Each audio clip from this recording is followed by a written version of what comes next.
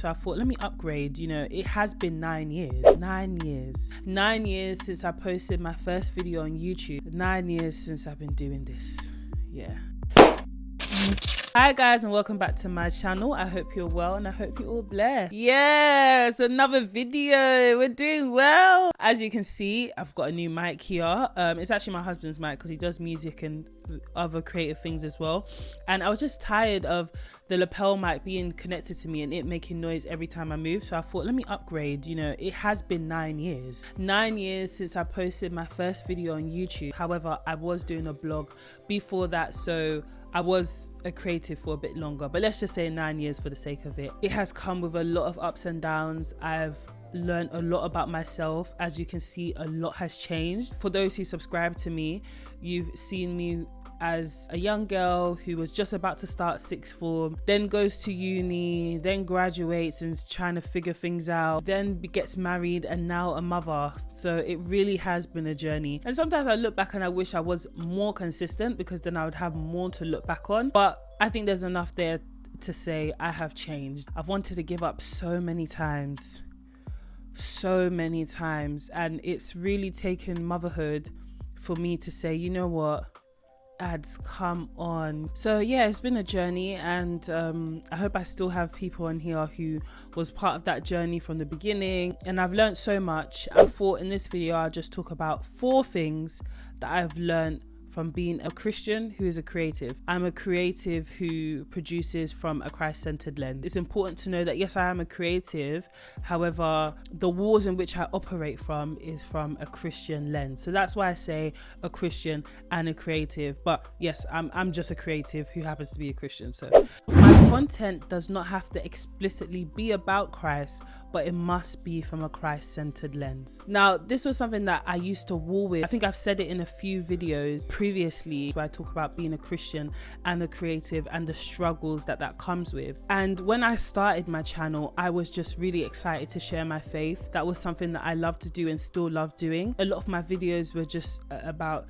Christ and things that I read in the Bible and things that I wanted to share and encourage people on. I'm growing as a person and I'm finding different things that I like to do. I like to edit, I like to film, I like fashion, stuff like that. Ooh, I felt like all my videos needed to be almost like a preaching or a teaching. I unintentionally boxed myself and felt that if my videos don't explicitly mention Jesus or Christ or God, then am I really showing that I'm a Christian? I don't know if this pressure also came with the fact that when I had started, it wasn't cool to be a Christian. Now, let's just call it a spade. It's kind of cool to be a Christian. You know, you got the Christian TikTok and stuff like that. And maybe because of that, I felt a pressure to make sure that I'm being set apart. And I almost felt like that had to be done through sharing what I've read in the Bible, preaching, sharing biblical tips. And even though that is my interest, like that's something that I enjoy talking about, and I did Disciple Girls for a while, like that is something I love.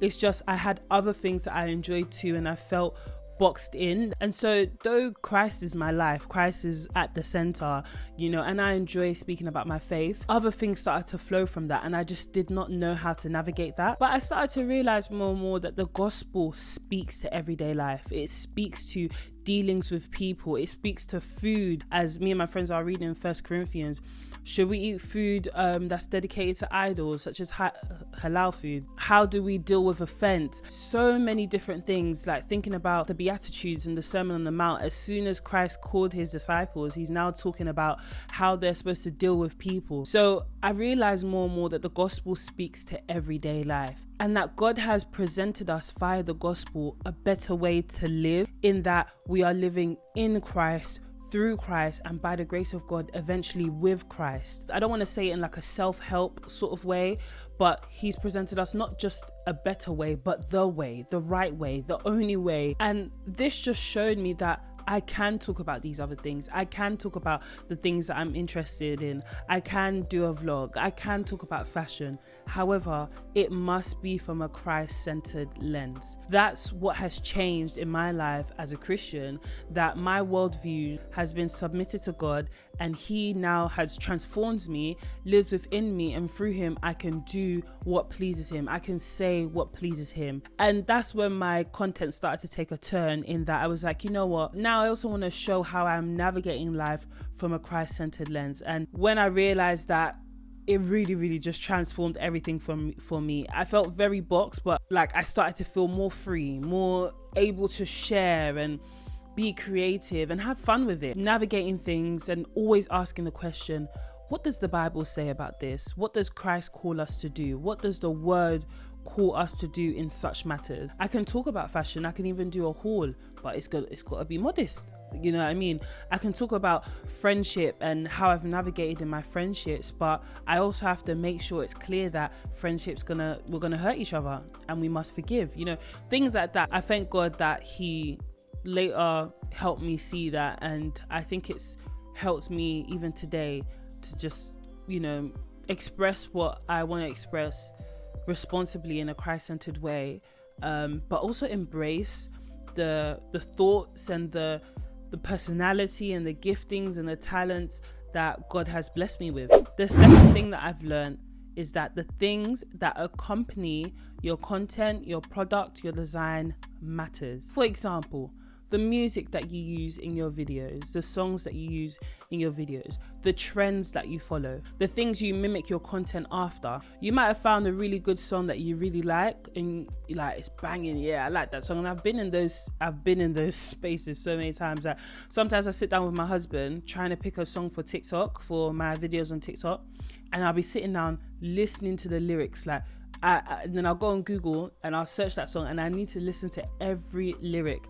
And there's this song I liked that Skepta made, and it was cool in that, but then after, I didn't know he said this, but my husband kind of decoded it for me because he does music.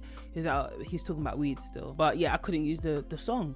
And this is what I mean, the things that you use to accompany your content, your design, your product matters. It is all about making sure that everything that you do is to the glory of God. I remember during lockdown there were so many trends. I think one of them was pitting a phone to the ceiling and then you do a dance. There was another one that was like with a red light and you switch off the light, then you switch it on and you look different. There was a lot of trends. A lot of them had a very like perverted sort of like sexual vibe to it. I don't even remember all the trends, but they're literally flashing in my mind. For some of us, we think that it's just a trend, it's just something fun, it's just whatever, and so we produce content following that trend, or we are inspired by that trend. But no, those trends that are rooted in something that is anti-God, we can't participate in. I can't participate in. Some of them you can easily follow and become viral or get bare views, but it's not worth it. You might see a trend that gives you a certain idea and you're like, oh, I want to do it like this, but the root of the trend matters. Does it fall in line with our Christian values? Does it fall in line with your values, period? Then no, you can't participate in that. You can't do that. We are accountable for how we present our product, how we present our content. So therefore, we unfortunately or fortunately, we do have to be more mindful. And that's something that I found. I have to be so mindful, quite meticulous, make sure that I'm not directly bringing defamity to Christ's name. I wear him as a banner, you know what I mean? We don't want to be indirectly supporting something that's anti-God. This is why I learned along the way as well that our inspirations, our ideas must be subject to God. Just as every worldview is brought down to him, every thought is brought down to him, then our ideas should be brought down and submitted to Christ, and pray upon them and bring them before God and ask him to lead you in your content, lead you in your creativeness and in your creating, and also with community as well. Community is important. I remember when I was starting my mauls, modesty hauls, if you subscribe to me, you would know. And when I would do my videos, I would send it to two of my friends. They'll look at it and I tell them, be very meticulous. Like, just take your time, look at it. Maybe I'm turning too much like a kebab. Maybe this skirt is too this. Maybe this top is too this. Out of what they've told me, if they say that, yeah, adds this one, then I'm not posting it. I'll edit it in a certain way. I'll change it. whatever. If they tell me, yeah, you're good to go, then go. And that's something that I did all the time with my mauls. I haven't done mauls recently, but they are coming back. And my community have saved me so many times. They still save me so many times. They help me so many times. They've even corrected me so many times. Like, there's videos I've put out. I remember one particular video I put out and I didn't get this one checked. I wouldn't think to get this one checked. So it wasn't one of those things. It was just me sitting down talking about something. I think I was doing like a get ready with me. And I think I spoke to my mum in a certain way, and I don't mind saying it. And one of my friends said to me like, yeah, don't do that. And the video is still up there, but that correction, yeah, I took that on board. And so it wasn't just a correction for me in how I put out my content online. It was also a correction for me in how I spoke to my mum in that video. Do you get what I mean? So I had to also check that, but also I think I put a disclaimer just telling people, oh, I'm really sorry, like, yeah, sort of thing. Someone who's going to look at your videos, check your videos and correct you, you know, and encourage you as well. Encouragement is really important. The people and the brands you collaborate with matter. Do not compromise your faith to chase the bag. Brands will reach out to you to send you a product or to collaborate in some way, and it is exciting. It is really exciting. I'm still, you know, trying to collaborate with brands and stuff like that. However, not in the expense of your faith. It is important that you check that brand, you look at that brand. What am I promoting in collaborating with that brand? There was a brand that reached out to me some time ago, and I forgot exactly what they said. It was like not a phone provider, like a data provider for phones and stuff. I don't know what those things are called again, like broadband, or is it broadband? I don't know, something like that. And they reached out to me and they wanted me to promote their brand or whatever, collaborate with them. And I think the reason I said no is because they're promoting unlimited everything, but especially the fact that you'll be able to be on social media like unlimitedly, like you have enough to be on social media all the time. I just remember thinking like, oh, I don't want to promote that. I don't want to promote that because I don't want to encourage people to always be on this. And I could have said yes because I've seen other people collaborate with them and it's not terrible, but it's just not something that I like to promote. Like even with doing my mauls and stuff, something that was big when I was doing it was not promoting overconsumption and just encouraging people to buy. You know, what's very important to me is knowing how to use what's in your closet and what you have already. So I wasn't trying to encourage buy, and I'm certainly not trying to encourage always being on your phone and always being able to access your social media. So I decided not to collaborate with that brand. And so this is what I'm saying, like, look into that brand, look into those people. Do they align with your values, and do they align with your values as a Christian? So who you collaborate with matters. Do they compromise your faith? Do they compromise your values? Do they compromise your integrity? Then yeah, it's not the one. We wear Christ as a banner. We are ambassadors, you know what I mean? We represent him. We are followers of him. So we can't compromise. We still have to uphold the standard. And I think that that's what is the common theme throughout the last 3 points that I've mentioned. We are to uphold the standard regardless. People are still to look at us and in some ways see Christ and the transforming power that he is working within us. We do have the burden and the responsibility of taking that extra step, you know what I mean, doing that extra check that someone else may not have to. And the fourth and final thing that I'm sharing today that I've learned so far as a Christian creative for the last 9 years is that God cares about our productivity. I have always thought, because obviously when I started YouTube, it wasn't necessarily a career yet. It wasn't necessarily like people were making proper money off of it just yet. And so it was easy to see it as just a hobby. And I partly didn't think, or I didn't deep how that God would care much about that.